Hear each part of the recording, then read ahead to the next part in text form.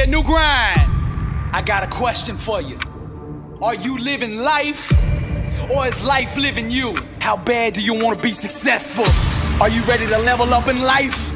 Are you ready to go to that next level?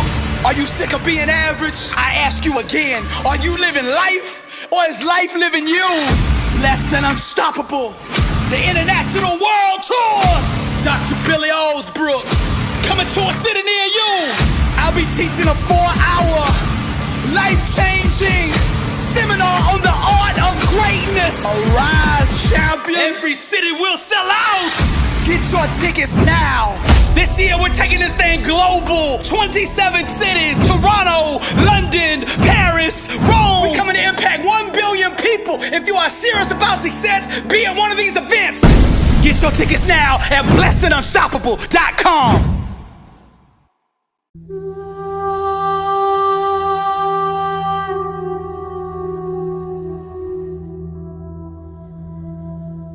When I was growing up, my daddy struggled with alcohol. He was in and out of recoveries and rehabs and going to AA. And at every meeting, they used to say this prayer: God, grant me the serenity to accept the things that I cannot change, the courage to change the things that I can, and the wisdom to know the difference. A little soldier, grew up on days of wine and roses. It ain't no fun growing up an alcoholic son. Hard time, cheap wine, so embarrassed. Too much for a little boy to carry. A little soldier, grew up on days of wine and roses. It ain't no fun growing up an alcoholic son. Hard time, cheap wine, so embarrassed. Too much for a little boy to carry. My eyes were open as a teen to some things I shouldn't have seen. Daddy in the rehab, sitting right next to dope fiends. Alcoholic trying to recover for my mother. Hard times, cheap wine, financial struggles. He was trying, me and my mother steady crying. I'm gonna stop this time, another addict lying. Mama used to hide the keys so he wouldn't drive. My freshman year, he almost died. Unconscious, closed eyes as I sat by his bedside, holding his hand as he fought for his life. So much strife, I could tell mama was afraid. On dialysis for 44 days. Addiction run in the family on my daddy's side. Playing music in the club, drinking moonshine. Daddy would sober up and try to move past it. Every time he missed a meeting, fell off the wagon. Soldier, grew up on days of wine and roses. It ain't no fun growing up an alcoholic son. Hard time, cheap wine, so embarrassed. Too much for a little boy to carry. A little soldier, grew up on days of wine and roses. It ain't no fun growing up an alcoholic son. Hard time, cheap wine, so embarrassed. Too much for a little boy to carry. Young and restless, sitting in his bedroom helpless. Daddy ain't gonna make it, that's what the doctors tell us. Praying to God was send somebody to help us. I promise to be good, Lord, if you don't fail us. If you don't fail us, I tell them all who did it, that God still moves and he's still living. I'm on my knees, begging, hoping and wishing. In your son Jesus' name, I pray that you heal him. Daddy, I miss you, I'm so glad you're home. If you ever drink again, mama said she gone. Same song, he was drunk when we came back home. In the kitchen slurring, talking to granny on the phone. No other choice, mama filed for divorce. Didn't want him getting drunk around her little boy, so she packed up his clothes, kicked my daddy out. I was upstairs by the window, peeking out. Tears in my eyes, waving him goodbye. Grades started slipping, teachers didn't know why. Angry at school, getting into fights. Adopted by the gangsters, drawn to that thug life. Daddy had a problem, they all knew about it, but no one in the family ever talked about it. Never told my friends, too embarrassed, too heavy for little Billy to carry. A little soldier, grew up on days of wine and roses. It ain't no fun growing up an alcoholic son. Hard time, cheap wine, so embarrassed. Too much for a little boy to carry. A little soldier, grew up on days of wine and roses. It ain't no fun growing up an alcoholic son.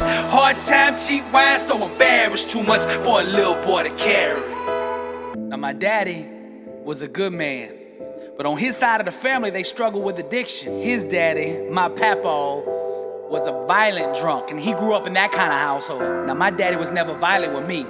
Alcohol did not affect him that way. Him and all my uncles, they played music. So they were in a club every single night drinking. My uncles could drink all night, get up the next day and go to work. My daddy couldn't do that. If he had one drop of alcohol, that was it. He couldn't stop. He would drink and drink and drink until he was completely incoherent and pass out. Then he'd sleep for 8 or 10 hours, wake up still in that state and continue to drink. And he would do this for 2 to 3 weeks. And the only way he would stop is me and my mama would hide all the money and hide the keys to his car. But even then, he'd still find a way. He'd scrounge up pennies, dimes, and nickels around the house and go get some more. By the time I was the age of 9 until my senior year, my daddy lived this cycle over and over and over. He would be sober for 2 months, miss a meeting, and then fall off the wagon. When he sobered up, he'd go get another day job. Everywhere he worked, they loved him. He was always on time, he was loyal, he had a great personality, he could sell, so he could always get a job. But you could almost mark it down on the calendar. 2 weeks into that job, he was gonna fall off and get into this drinking cycle. The boss man would call,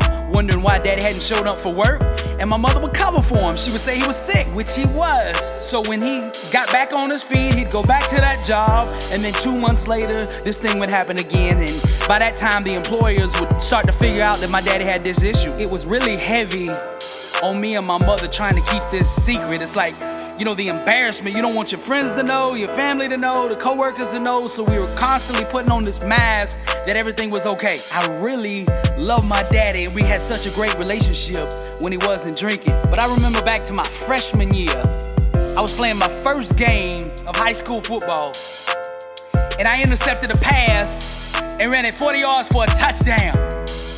And I remember looking up in the stands, and my daddy wasn't there, because this was during that 2-week cycle where he was struggling with addiction. I remember other times when he actually was at the game, but he was up there drinking. And I'm out on the field more worried about what he's saying to my friends' parents and the people that he's sitting around than I am about the game that I'm playing. In high school, it's just not cool to have a drunk father showing up at your events. This other time, I was in middle school in a karate class. I knew something was off with my daddy that day, because normally he came in and watched me during the practice. But this day in particular, he dropped me off and left. At this time, for my age group, I was the state champion. So all eyes were on me when I was at practice. All the kids looked up to me, all the adults looked up to me, all the parents watched every single thing I did. But that day, 30 minutes after my daddy dropped me off, he came back.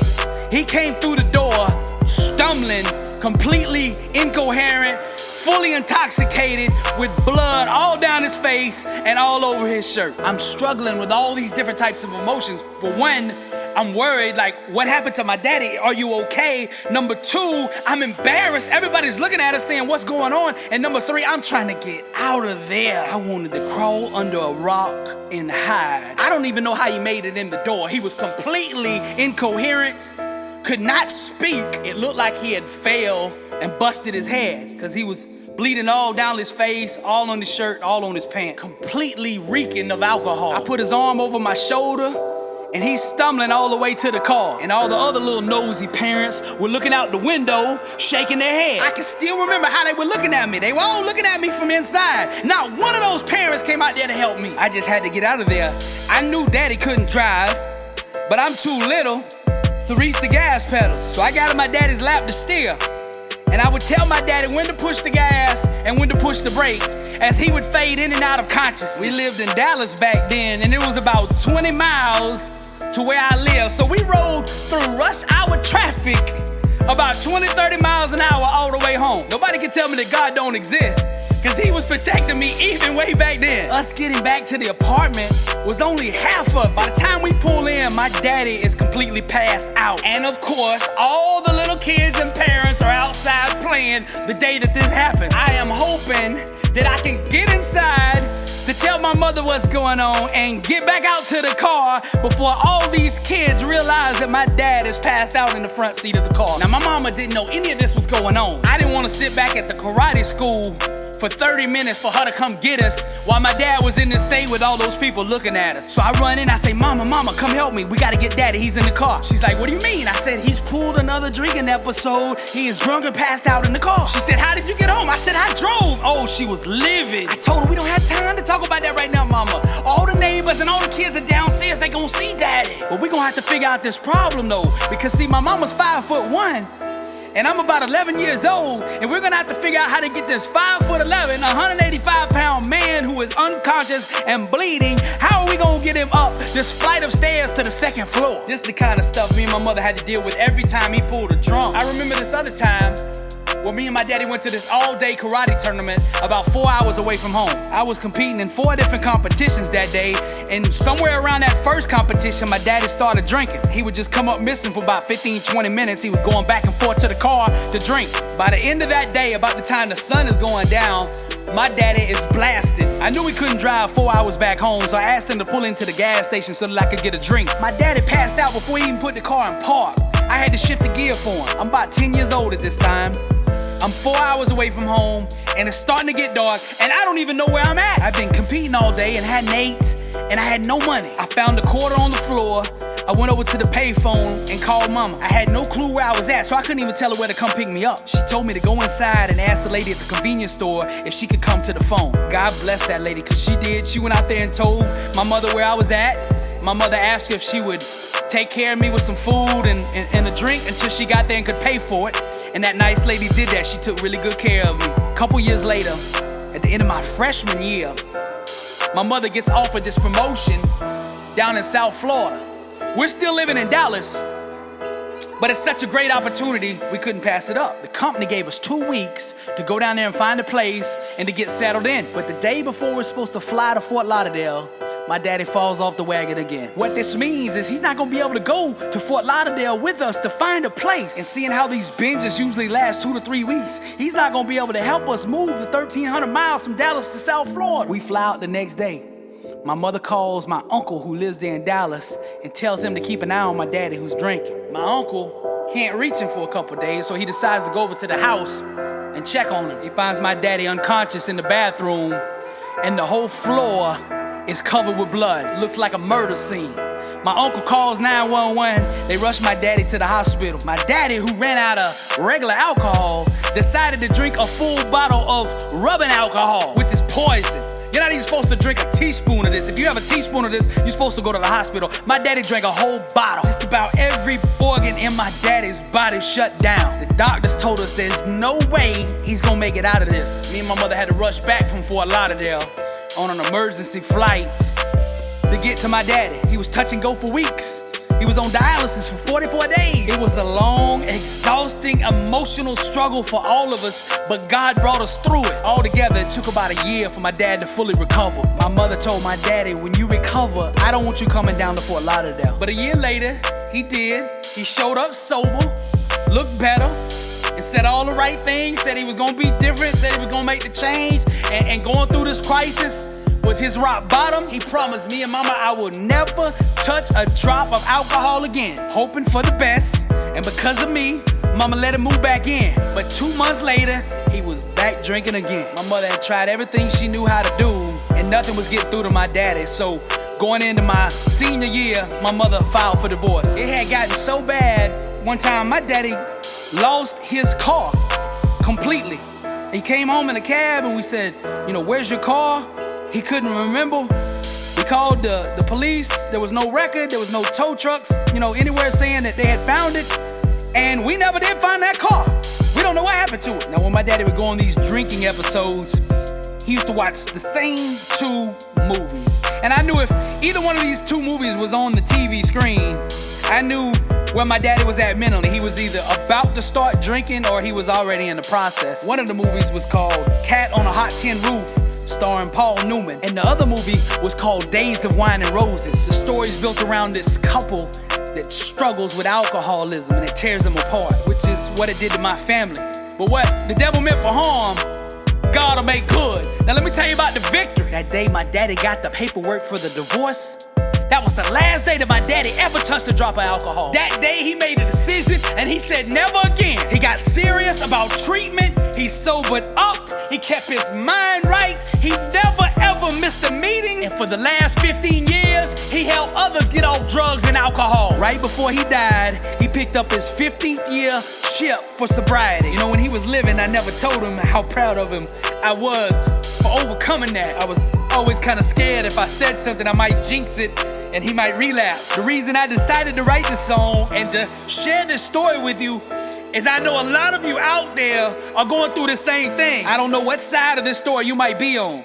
You might be the one who's got a parent struggling with addiction, or you might be the parent that struggles with the addiction who has children, or maybe you have a child that's struggling with addiction. What I want to tell you is God still moves. Don't you ever give up. Don't you ever stop believing. It took my daddy years to find his victory, but God did not fail him, and he won't fail you either. We are products of the struggle. You see, the greater the struggle, the greater the destiny. I'm proud of you, Daddy. I'm Billy Alsbrooks, and I am blessed and unstoppable, son of an overcomer. And to God be the glory. God grant me the serenity to accept the things that I cannot change, the courage to change the things that I can, and the wisdom to know the difference. Living one day at a time, enjoying one moment at a time, accepting hardship as a pathway to peace, taking, as Jesus did, this sinful world as it is, not as I would have it, trusting that you will make all things right if I surrender to your will, so that I may be reasonably happy in this life and supremely happy with you forever in the next. Amen.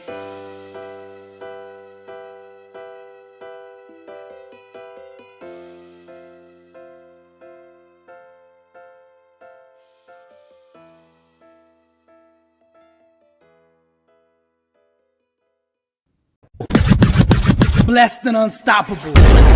Success starts with putting the right things into your mind. And my new book, Blessed and Unstoppable, was strategically designed to align your mind with the laws of success.